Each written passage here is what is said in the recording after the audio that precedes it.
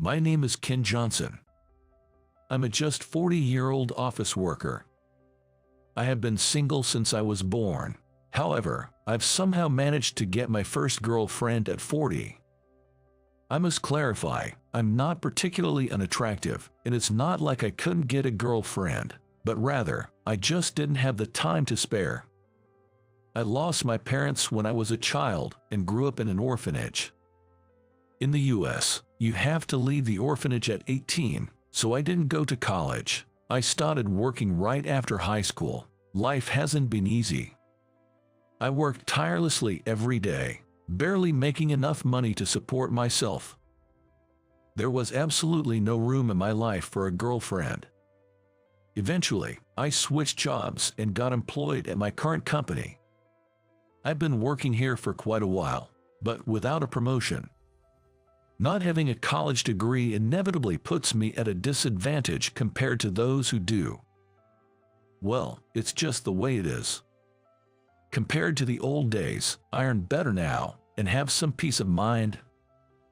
But before I knew it, I was 40. The idea of getting a girlfriend had faded from my mind. But then, a turning point came for me. A big project in the company was a success, and one day, a party for celebration was held.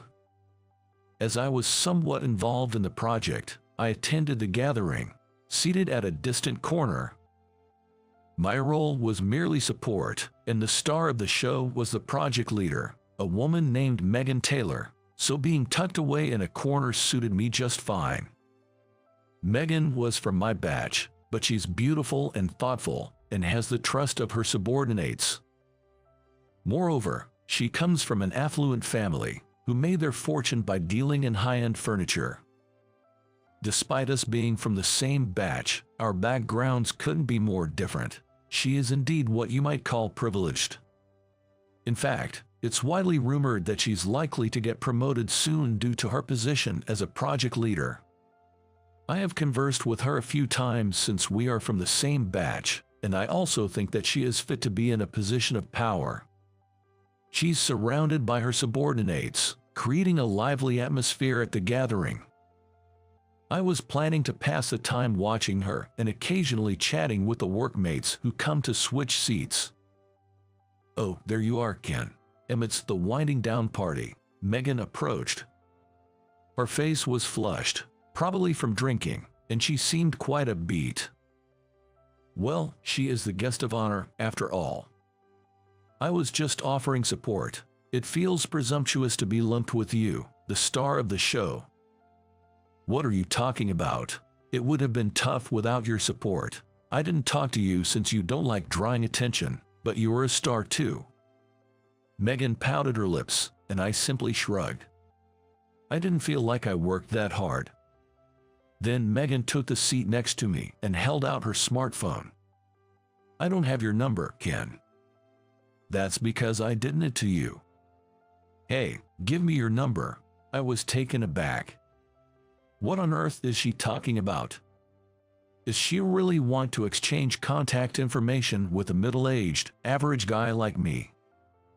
Despite us being at the same professional level, Megan is 5 years my junior. We talk casually because we are on the same level, but there's absolutely no benefit for her to exchange contacts with me. Hey, are you even listening? I am. But why would you want to exchange contact info with someone like me? Because I want to get in touch with you. No good. Megan is totally drunk. She's excessively clinging to me, pestering me, saying, "Come on, let's do it." Feeling the prickly stares of those around us, I could sense my body stiffening. This was dangerous. If I played my cards wrong, I could be attacked by one of the members of Megan's fan club. Are you really sure about this? Yeah, I'm sure. Let's do it. All right, fine. I agreed to exchange contact information, but at that moment, I figured it was just a spur-of-the-moment decision due to being drunk, and that she would probably forget by the next day. Megan, looking delighted, took my contact information and then distanced herself from me, just when I thought I could finally relax. Surprisingly, this was the beginning of texting with Megan. Initially, it was just a good morning and a good night message. But gradually, our conversations started revolving around our evening drinks and work frustrations, and they began to become longer. These text conversations eventually transitioned into phone calls, and we finally started meeting up to talk in person. Honestly, it was a lot of fun, and being by her side brought me happiness. Maybe we were good chemistry, but I think Megan and I had a good compatibility as individuals. Hey, Ken, you don't have a girlfriend, right? If I did, I wouldn't be here having dinner with you. Haha, that's true. I'm glad, though. One day, Megan and I were having dinner together. While an elegant lady like her would look more fitting in a high-end restaurant, she adjusts to my commoner status and joins me for meals at regular restaurants and bars. At first, I felt guilty, but she seemed not to mind at all. In fact, she said she was having fun visiting many unfamiliar eateries, so I stopped worrying about it. Glad you are single, huh? At this point, I guess I'm going to stay single forever. That's not true. After all, I want to marry you, Ken. At her sudden bombshell, I snorted the beer I was drinking right out of my nose. Coughing and choking, I looked at her, and she had a serious expression on her face. Don't you like me, Ken? I like you, but I'm just not good enough for you. Oh, I thought we've been vibing for the past few months. Was I mistaken? I didn't know what to say. I thought we had a good rapport too. Moreover, if I let this chance slip away, I'll likely remain single for the rest of my life. I admit, I did want a girlfriend at least once, and I was thinking along those lines. Again, I thought that even if we did date, we would probably break up soon. The worlds we grew up in were just too different. Dating can sometimes lead to disillusionment, and I wasn't expecting much. Even though I wasn't. Will you marry me? Before I knew it, a year later, I was presenting her with a ring and proposing. And that's how I finally found someone to promise to marry at the age of 41. There is an inevitable event before marriage. Yes, meeting the parents. Since I don't have parents, this event only occurs for me. Moreover, the other party is an ultra-wealthy family. Asking for their daughter's hand in marriage is bound to make my stomach churn a little. It's inevitable. It's okay. Mom and Dad will understand. Megan said this with a big smile, but my face was pale. Just think about it. Their daughter, their pride and joy, brings home a middle-aged high school graduate from an orphanage with no parents. What's more, I can't even remember my father's face. My dad died in an accident before I was born, and my mom died from an illness when I was about 4 years old. So essentially, I'm a lonely old man with no family. If I were in their shoes, I'd be flipping the table. There's no way they'll be pleased. But I want to be with Megan. Because Megan wants it so strongly. If my humility is worth anything, I'll be humble, and I went in with that kind of spirit. As I was worrying about how to handle it if things go bad, I headed to her family's house. Welcome, we're glad you could make it. When the front door opened, a lady who looked a lot like Megan greeted us. That's Megan's mom. If Megan ages, she'll probably look just like her mother. I didn't have the room to think about that. I stepped into their house, which looked like a mansion, feeling tense. Let me say this up front. The table didn't get flipped. Why not? Because there's no such thing as a table to flip. It's all shiny and looks like foreign furniture. I was overwhelmed by the fact that I had brought the young lady, who lived surrounded by such things, to a pub, and my stomach felt even sicker. Come on, dear, don't just sit there. Welcome him. I was led to what seemed to be a living room, and I sat down on a plush sofa. Across from me sat a stern-faced man. Yes, that's Megan's father. Dad, Mom, let me introduce you. This is Ken Johnson, the man I'm seeing. I'm Ken Johnson. As I lowered my head with a trembling voice, then raised it, I couldn't close my gaping mouth. For some reason, Megan's parents' eyes were wide open. Megan's mother, Susan, flustered, asks, Could you tell us your name again? Did I say something strange? I'm Ken Johnson. I know this is a strange question, but wasn't your mother's name Karen Johnson, and didn't she pass away from an illness? I became confused upon hearing this. I told Megan that I didn't have parents, but I never told her their names or that she had died from illnesses. I can't believe this. Susan, with tears in her eyes, stood up and passed me a photo frame that was placed near the window. There were two women in the picture. One was Susan, and the other one was, wait, Mom. Yes, the woman in the photo was my mother. I vaguely remembered her face, and there she was. Were you acquainted with my mother? Acquainted, she was a lifesaver. Susan said this as she dabbed at her eyes with a handkerchief and started to tell her story.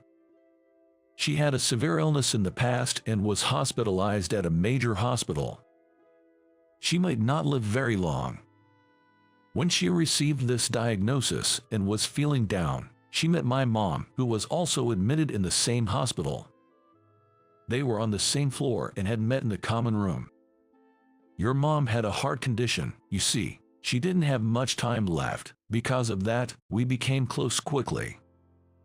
The two of them hit it off and often talked in the hospital room. That's where your mom found out about me, her son. I have my son in a care facility. I lied to him that I would come get him. You shouldn't lie. You should definitely go and get him. I can't. I know my own life expectancy. My mom knew that she didn't have much time left. That must be why she said this to Susan. I feel like I land without doing anything. I want to be a mother that my son can be proud of, even if it's a little. Oh, but he might forget my face. He's only 3. I wish I could see my son grow up. He's really cute, you know. Look. My mom was saying that while showing Susan a picture of me she brought into the hospital room.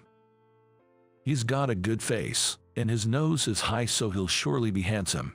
He's my child, so he's the cutest in the world. I'm just a doting mom, huh? My mom always seemed to enjoy talking about me, and Susan was apparently envious seeing that. Children are wonderful. I'm jealous. I'm sick, so maybe marriage is impossible for me. Hey, Susan, I had a dream. A dream? Yeah, a dream which twin girls were born, and the mom was you, Susan. So you will be blessed with children. My mom said this and laughed. Susan also laughed and said, What are you saying? It's just a dream.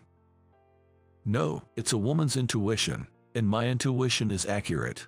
These were apparently the last words Susan heard from my mom. She took a turn for the worse while she was sleeping. She passed away quietly. It was too sudden and I was sad, but I found a letter addressed to me in her hospital room. Susan got up, took out an old letter from the drawer, and handed it to me. My mom's name was written on the letter, and I started to read it. To Susan, you have a future. Please live on. That was all that was written in the letter. But in the envelope of the letter, there was a ring. This is my mom's ring. I don't know why your mom entrusted me with this ring, but I decided to return the ring to her precious son someday. Maybe it was because of that resolution that I was able to overcome my illness. Susan firmly gripped my hand that held the letter. Her eyes, staring straight at me, somehow overlapped with those of my mom. I am alive today thanks to your mother. I met this man, received blessings. Those blessings brought your mom's son to me. Your mom arranged it. I listened to her story in silence, because that was all I could do. Tears were streaming down my cheeks, and if I opened my mouth, only sobs would come out. I thought I was abandoned by my mom. But I was wrong. My mom couldn't come to get me, but instead, she sent someone important to me. Maybe the reason why Megan and I got along so well was because my mom connected us. I can't pretend to be grand about it like I accept you as my daughter's partner. After all, you're Susan's son. I'm sure you'll make my daughter happy. You think so too, right? The conversation was turned to Megan's father, who had not spoken a word until then. Her father crossed his arms and he was listening quietly, but now he looked at me straight. Your mother protected someone important to me. Can you protect my daughter? I wiped my tears. A grown man like me can't be seen crying. This is a pledge between men. Yes, I will definitely protect her and make her happy. I declared so in a loud voice. Then, a few years later, I was walking fast down the corridor of an obstetrics and gynecology hospital, holding back my desire to run. I was heading for the private room where my wife, Megan, stayed. Megan. As I approached the hospital room, there she was, Megan, sitting on the bed. I rushed straight to Megan and was about to hug her, but I held back. She had just finished giving birth. I couldn't be reckless. You've done really well. Thank you, Megan. Oh, come on. How can you cry before you've even met the children? Look, they're waiting for their dad. I walked towards the two baby beds at the end of Megan's gaze. There, adorable angels were sleeping. Holding the tiny hands of the children, I shed tears. Mom, I have properly received the baton you've passed. Interestingly, the children born between Megan and me were twin girls. How did you like it? Subscribe the channel and it encourages me to continue creating. I'll see you in the next video.